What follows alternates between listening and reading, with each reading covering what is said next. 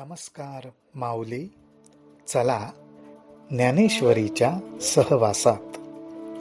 ज्ञानेश्वरी अध्याय 2 342 ते 347 ओव्यांच्या सहवासात आपण जाऊ. ह्या ओव्यांच्या सहवासात जाण्या अगोदर ज्ञानोबाराय स्थिर बुद्धी म्हणजे अशी बुद्धी की ज्याप्रमाणे ज्या ठिकाणी वाऱ्याला प्रवेश नाही, वारा वाहत नाही, त्या ठिकाणी लावलेला दीप दिवा आणि त्याची ज्योत जशी हलत नाही, स्थिर असते, अशी ज्याची बुद्धी, अर्थात जीवनामध्ये वेगवेगळे प्रसंग येतात. त्या वेगवेगळ्या प्रसंगाने मनात चलबिचल होते, मन अस्थिर होऊ शकतं. परंतु असे वेगवेगळ्या प्रसंगांचे वारे जरी सुटले तरी ज्याचं मन आणि बुद्धी परमेश्वरापाशी स्थिर राहतं, स्वस्वरूपापाशी स्थिर राहतं, त्याला ज्ञानोबाराय योगयुक्तू म्हणतात. आणि योगयुक्तू या शब्दाने आधीच्या ओवीचा शेवट करतात आणि 342व्या ओवीची सुरुवात करताना ये युक्तीची कडसणी असं म्हणतात. म्हणजेच योगयुक्त होण्यासाठी ये युक्तीची कडसणी. माऊली हो, आपल्याला ज्ञानेश्वरीत पदोपदी युक्तियोग बघायला मिळतो. मला तर असं वाटतं की माऊलींना हा युक्तियोग खूप आवडतो. युक्त्यांच्या साह्याने त्या आत्मज्ञानाला, आत्मारामाला, आत्मस्वरूपाला कसं जोडून राहायचं, ह्या युक्त्या आपल्याला संत मंडळी शिकवतात. ये युक्तीची कडसणी नाही जयाच्या अंतःकरणी, तो आकळीला जाण गुणी विषयाधिक. अर्थात ह्या युक्तीचा वापर कसा करायचा हे ज्याला माहिती नाही, तोच या विषयांचे जे गुण आहेत त्या गुणांमध्ये सापडतो, अर्थात विषयांमध्ये सापडतो. आणि असा जो सापडतो, ज्याला युक्तियोग कळला नाही, ज्याला या युक्त्या कशा वापरायच्या ते समजलं नाही, तया स्थिर बुद्धी पार्था कही नाही सर्वथा. त्याला स्थिर बुद्धीची प्राप्तीच होऊ शकत नाही. आणि त्यामुळेच आणि स्थैर्याची आस्था तेही नुपजे. स्थैर्य म्हणजे काय आणि स्थैर्य अशी काही गोष्ट असते, अशा प्रकारे त्या स्थैर्याविषयी त्याच्या मनात इच्छाही निर्माण होत नाही. निश्चळत्वाची भावना जरी नव्हेची देखे मना, तरी शांती केवी अर्जुना आपू होय. ज्ञानोबाराय इथे हा प्रश्न विचारतात. ते म्हणतात की निश्चळत्वाची भावना, मी निश्चल व्हावं, मी स्थिर व्हावं, ही भावना आहे. आणि ही भावना मनात उमटणं फार महत्वाची गोष्ट आहे. हे पहिलं पाऊल आहे. निश्चल होण्याकडे, स्थिर होण्याकडे टाकलेलं हे पहिलं पाऊल आहे आणि तेच अत्यंत महत्वाचं आहे.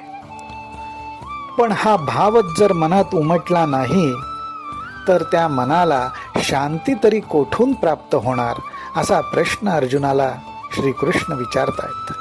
याचाच अर्थ असा की शांती प्राप्त होण्याच्या अगोदर मी स्थिर व्हावं, ही इच्छा मनात निर्माण होणं फार आवश्यक आहे. माऊली, आपण सर्वजण परमेश्वराला हीच प्रार्थना करू की माझं जसं चाललंय, माझं जसं जीवन चाललंय, त्या जीवनामध्ये मला स्थिर व्हायचंय. माझी मनस्थिती मला स्थिर व्हायला हवी आहे, निश्चल व्हायला हवी आहे, अशी प्रार्थना आपण जरूर करावी. जीवनाचा स्वभाव तर वाहत राहण्याचाच आहे. जीवन स्थिर होणं शक्यच नाही, त्याच्या स्वभावातच ते नाही.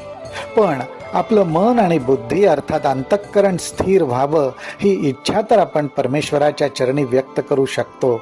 आणि ही इच्छा व्यक्त करणं हेच शांतीच्या दिशेने आपण टाकलेलं पहिलं पाऊल आहे. ज्ञानोबा राय म्हणतात, आणि जेथ शांतीचा जिव्हाळा नाही, तेथ सुख विसरोनी न रिगे कही. जैसा पापियाच्या ठाई मोक्षू न बसे. ज्याप्रमाणे एखादा अपराधी असतो, एखाद्याच्या हातून अक्षम्य असा गुन्हा घडलेला असतो, त्यावेळी आपल्याकडून अपराध घडलाय, गुन्हा घडलाय, ही भावना जेव्हा मनात जोर धरते आणि त्या जीवाला त्याच्यात अडकवून टाकते, त्यावेळी त्या भावनेतून बाहेर पडणं म्हणजेच मोक्ष प्राप्त करणं हे अवघड जातं.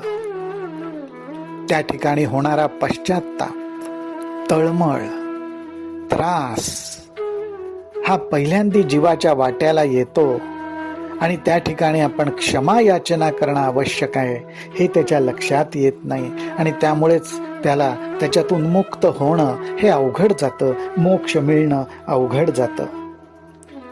त्याचप्रमाणे ज्ञानोबा राय म्हणतायत की ज्या मनाला मला शांतीचा अनुभव घ्यायचा आहे, शांततामय भावना माझ्या मनात प्रगट हो अशी इच्छाच होत नाही, तिथे चुकून सुद्धा सुखाचा प्रवेश होत नाही. ज्ञानोबा म्हणतात, देखे अग्नी माझी घापती, तिये बीजे जरी विरुढती, तरी अशांता सुखप्राप्ती घडो शके. अशांत अशा चित्ताला सुखाची प्राप्ती तेव्हाच होईल जर का अग्नीमध्ये टाकलेली बीज म्हणजे बी बियाणं, अग्नीमध्ये टाकलेली बी बियाणं अर्थात अग्नीमध्ये टाकून भाजली गेलेली बी बियाणं जर पेरली आणि ती जर उगवली, तरच अशांत चित्तामध्ये शांती उगवू शकते. म्हणजेच ती गोष्ट थोडक्यात अशक्य आहे असं ज्ञानोबा रायांना सांगायचं आहे. आणि म्हणून ते आपल्याला मार्गदर्शन करताना म्हणतात, म्हणून अयुक्तपण मनाचे, तेची सर्वस्व दुःखाचे. या कारणे इंद्रियांचे दमन निके. ह्या ओवीतून माऊलींना असं सुचवायचंय की युक्तियोगाचा, युक्त्यांचा वापर करून इंद्रियांचं दमन करायला आपण शिकलं पाहिजे. ह्याच्यामध्ये एकदम इंद्रियांच्या विरोधात भूमिका घ्यायची असं नाही बरं का, तर युक्तीने त्यांना अंजारून गोंजारून त्यांनाही समजावून घेऊन समजून देऊन युक्तीच्या साह्याने आपल्याला इंद्रियांचं दमन करायचंय. म्हणजेच इंद्रियांची विषयाकडे असलेली जी धाव आहे, विषयांबद्दल त्यांना वाटणारं जे आकर्षण आहे ते कमी करायचंय. आणि असं ज्या ठिकाणी विषयांकडे धावणं कमी व्हायला लागेल त्याच ठिकाणी आपण युक्तीने योगाचा अभ्यास करायला लागलो, युक्ती योगाचा अभ्यास करायला लागलो. आणि असा अभ्यास आपल्याकडनं घडायला लागल्यावर आपलं आणि दुःखाचं नातं हे दुरावा, ह्या नात्यामध्ये दुरावा निर्माण होईल. दुःखापासून आपण लांब जायला लागू आणि मग आपल्या चित्तामध्ये, अंतःकरणामध्ये शांती सुख हे प्रवेश करेल.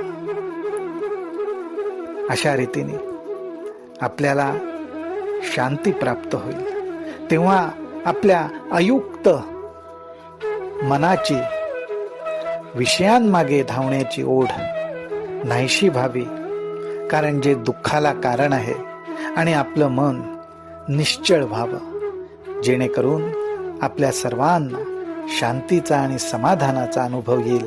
हीच ज्ञानोबा रायांची इच्छा आहे. रामकृष्ण हरी, रामकृष्ण हरी, रामकृष्ण हरी.